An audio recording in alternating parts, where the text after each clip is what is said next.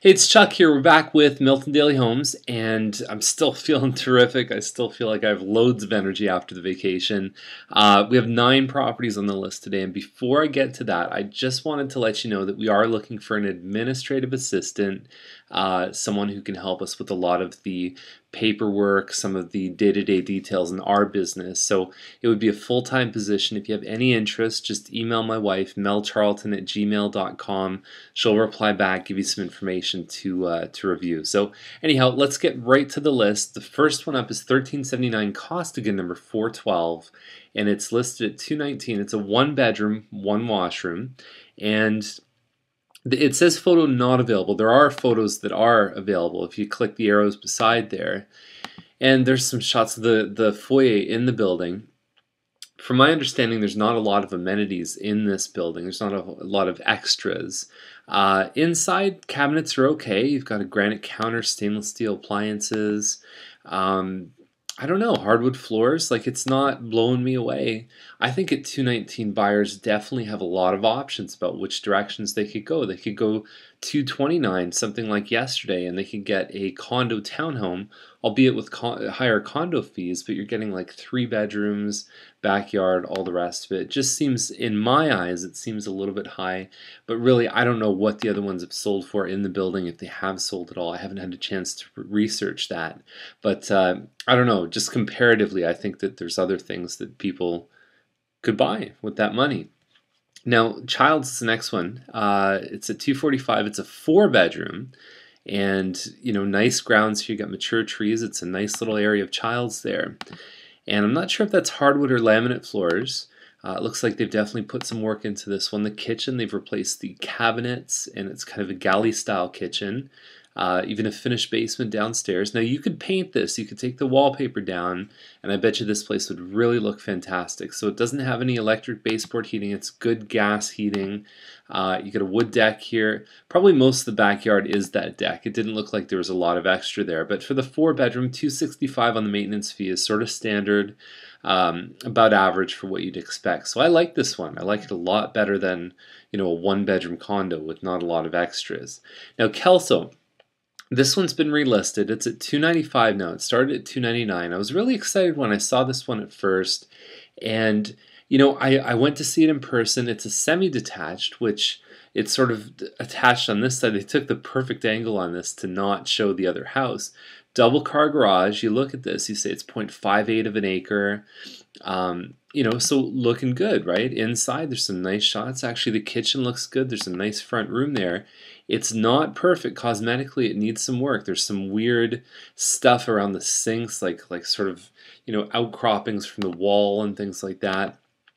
It's kind of a tricky house, It's, it needs work. It was under, it got an offer on it, and that offer fell apart. So the only thing I can think of is probably a home inspection, because it's not a robust price range where many things fall apart. If you've got 1 or 2 people working, generally they can afford a home like this. The land slopes in. I've heard rumors that this is actually on a kid's campground. It's definitely close to the train tracks. I will tell you that. I know that for sure. Free admission to Kelso. There's something going on with this home, and I'm not quite sure.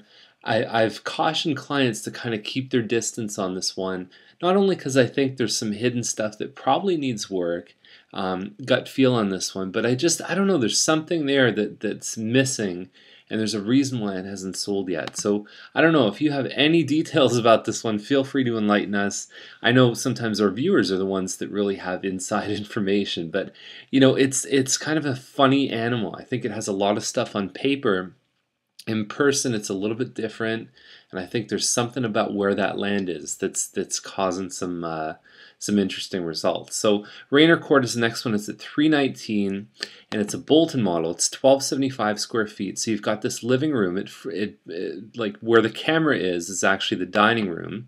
Flip it around, there it is there. They've used it as a bit of a sitting area. Pot lights in here. You got the kitchen, which has been nicely upgraded. Backsplash, appliances. There's 3 bedrooms upstairs. There's only 1 full bathroom upstairs.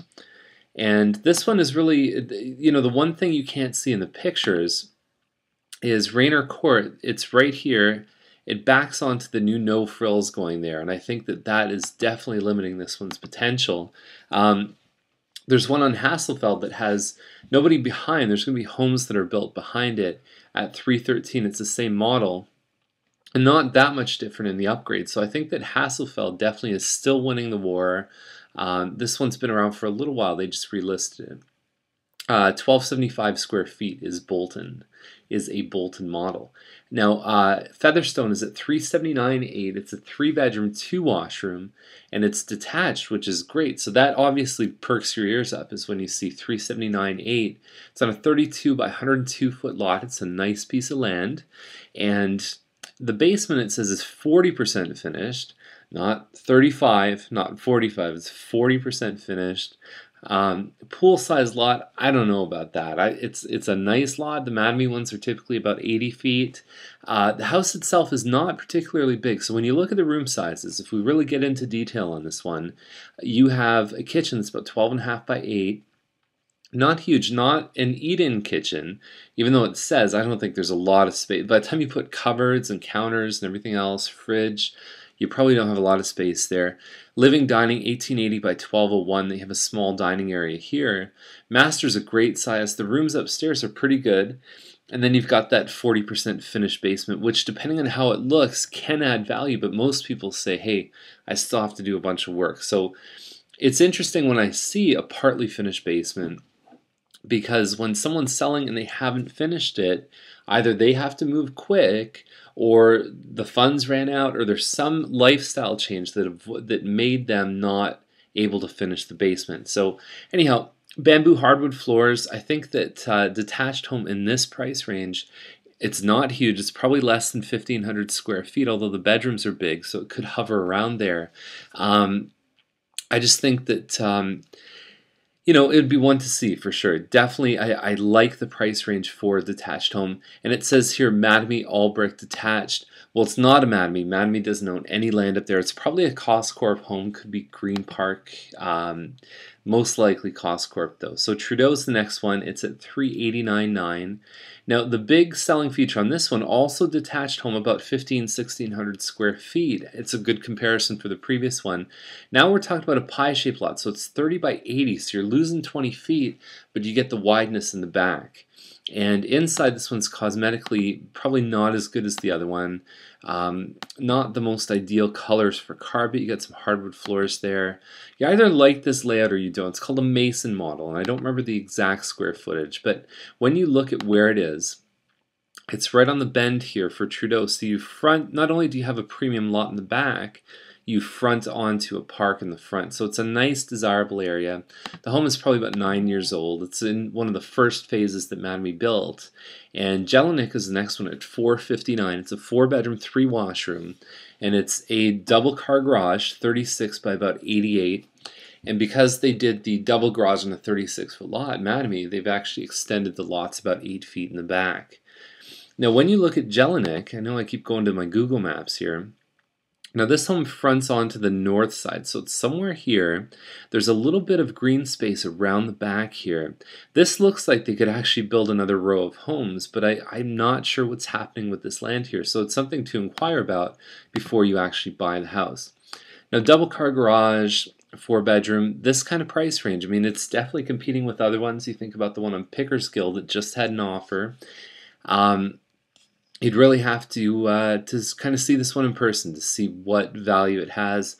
Looks like there's no hardwood on the main level, and it looks like it has some extra features there, second floor laundry. So check it out. I think it's in the right range. It's not, it doesn't strike me as a deal of the century, but I think that it's definitely put in the position where it needs to be. Now Scott is at 535. I've been saying to these guys, put more pictures on. They did. So 535 on this one. The last model like this sold for 525 on Giddings, and Giddings was beautiful. It was absolutely gorgeous. And so you get iron pickets here. You get a nice upgraded kitchen, pot lights. You get some great door inserts. Those are beautiful. California shutters.